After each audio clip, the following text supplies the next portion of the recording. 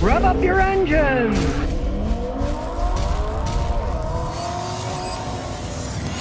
A used car from Carvana. We're gonna see, was it worth it? Does it have any problems? It's a Hyundai Accent. I'm not the big Korean car fan, but we're gonna go through the whole thing. Now, the first thing I always check on these is where are they made? Because, believe it or not, the ones that are made in Korea are the best ones. Now, we'll look at the mileage. 2016, and there's actual key, which makes me happier. It's got a little over 67,000 miles on it. While we're inside, we'll check it out. This is an economy basic car, but it doesn't look bad. It's got the faux carbon fiber, very comfortable cloth seats, and a lot of room in the back seat. Take a listen.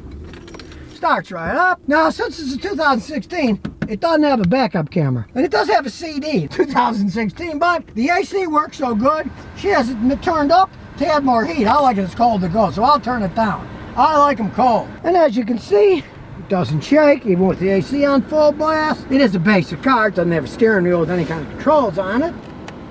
Turn the traction control off. It's off. Now it's on. You get that option. And you can also try for a little bit better gas mileage by putting it in eco mode. Now, it's an economy car, but this particular one gets 36 miles a gallon on the highway. That's good gas mileage. So look under the hood, and we have a 1.6 liter GDI gasoline engine.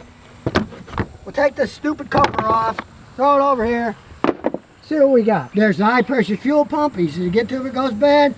4-cylinder engine, GDI injection, has a reasonable amount of power for a car that gets 36 miles a gallon. It's got the GDI, but it's not excessively over complex.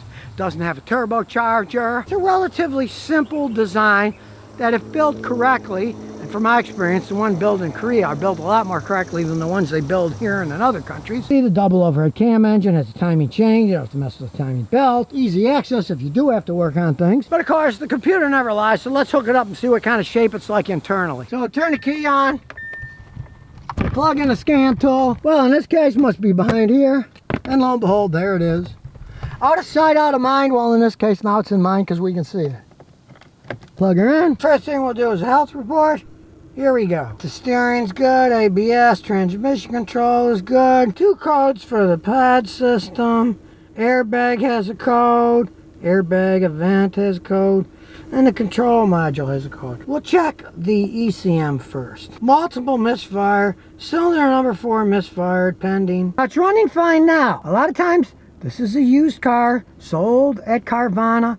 They buy them and sell them. They don't know. People are suing them all the time. So what we're going to do is we're going to reset the code and then take it on a road test. And then check it out. We'll do clear fault code. Then we got to turn the engine off. And then turn it on with the key on with the engine not running. And we're going to clear the code. We'll make sure it erased it, and no trouble code, so it did. The pad system here. See what that says. ACU communication, CAN bus problem. Again, we don't know the history, so we're going to erase that code. Those can often be because the battery was weak. It sat while they were selling it for a while. We don't know. So we'll erase it, and then we'll take it for a nice road test. And now we can see everything's normal. There aren't any codes. Now, the main thing I'm worried about is misfire codes. Is it misfire or not? So we're going to take it for a good hard road test. Misfires often occur when you're really straining an engine, so we'll take it to our little drag strip, and meanwhile, we'll road test it around. And it's an econo box car, but hey, it's got decent handling. It's not racing or anything, you know, but it feels safe enough driving around on it. And being a small car, of course, it's going to take cornering quite well. I mean, it's a little econo box car.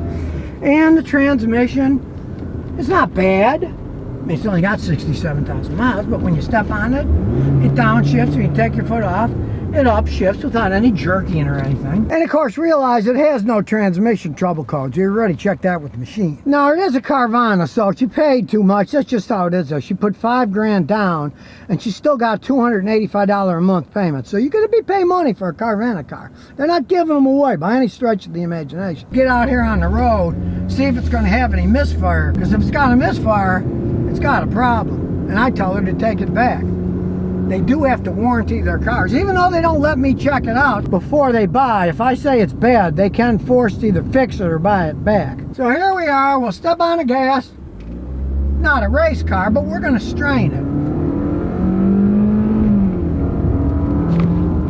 By going at higher RPMs, if there is a misfire, it's going to trip on the computer and tell us so. So we'll drive like the proverbial bat out of Hades on this trip to see if we can get it to misfire. I don't feel anything, but the computer's the ultimate judge. But once you're going and you have to pass somebody, you step on the gas, you can see it's going faster. Not all that faster, but the higher it revs, the more acceleration it has. You're gonna get a little car like this, it gets 36 miles a gallon. It's not gonna act like a race car. It'll get you where you're going. Yeah, Korean cars have had a lot of engine problems. It's not the ones that are made in Korea. It's the ones made in the United States that had a lot of problems that I've seen. And this one seems fine. It's not burning any oil. Doesn't make any odd noises. But it did have that misfire code, and that makes me wondering. So I'm going to drive the heck out of this thing. Now, let's say this thing sat on a lot a long time. Yeah, it might have misfired for a while because the battery was low, it was drained. Lots of things go wrong. This test is going to tell us whether it's misfiring or not. We'll take off fast. Well, as fast as this thing goes. See what happens when we get back with the data, if it's got any misfires. Now, it's an economy car. You can manually shift it. See, now we're in 4th gear, now we're in 3rd gear, now we're in 2nd gear, and it gets in there pretty fast. Put manual mode on 1 and see what happens. Here we go.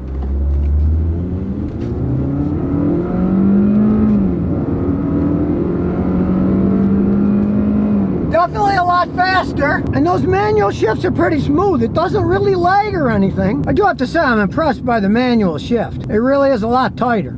Gives a lot more acceleration. Of course, you get worse gas mileage too. And we'll go by the little airport, give it some more gas. See what happens. So let's say you're looking at a used car and it has a misfire. Do what I do, reset the codes, then give it some hard driving. See what happens when you're done. Really, it is a lot more fun shifting it manually. It's much more fun to drive. Plus, if it has a misfire, hey, keep it in higher RPMs is going to find it faster. And sometimes the misfires take a couple of trips, so we'll shut it off, wait about a minute, then start it up again. So then when we start it up, we'll go back to put it in manual, start driving it hard again.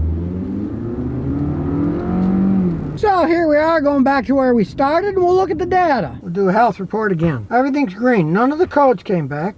We even look at the ECM that had the misfire we were worried about. There's no codes, there's no pending codes. So all in all, at some point in time, maybe the battery went dead, they replaced the battery. Who knows? It's running perfectly fine. It has no misfire. I drove the heck out of it. And if it was having a misfire, on those screaming, staying up high RPMs, it would have tripped something. It didn't trip anything. So at some point in time, who knows what has been done. This is a Carvana car. Nobody knows the history of this thing. You don't get any history from it. But even though it's sort of overpriced, it's a good, solid car. And just for giggles, I'm looking under the hood. So the battery was replaced 5 of 20.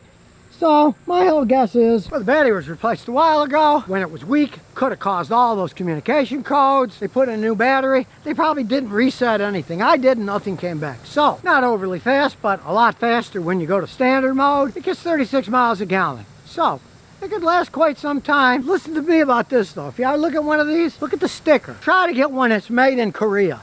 They build them better in Korea, especially the ones that they build in the United States. They've had all kinds of engine problems with. If you're gonna buy one of these, try to get one that's made in Korea.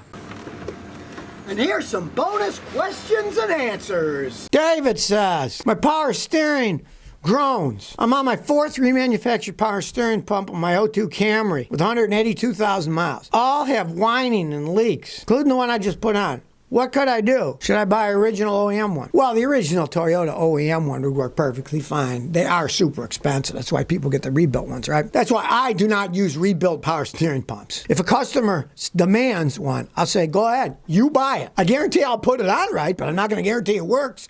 Because it's remanufactured. Power steering pumps put up 1,500 pounds per square inch and higher pressure. Guys, half the time, do not rebuild them correctly. You're in a better position than you were when that thing was new. That's an '02, right? There are a bunch of Chinese companies that make brand new replacements for those. I've had good experience with them. They work perfectly fine. They're brand new, but they're made in China, and they cost a ton less. Get one of those and try it. You probably won't have any problems then. But the remanufactured ones, yeah. They're generally garbage. I won't buy them for customers. If they buy them, want me to put them on, I'll warn them. I can't guarantee anything. I'll put them on. But I'll tell them, why don't you just buy a Chinese brand new one? I'll put that one on too, and they probably won't have any problems at all. So if you never want to miss another one of my new car repair videos, remember to ring that bell.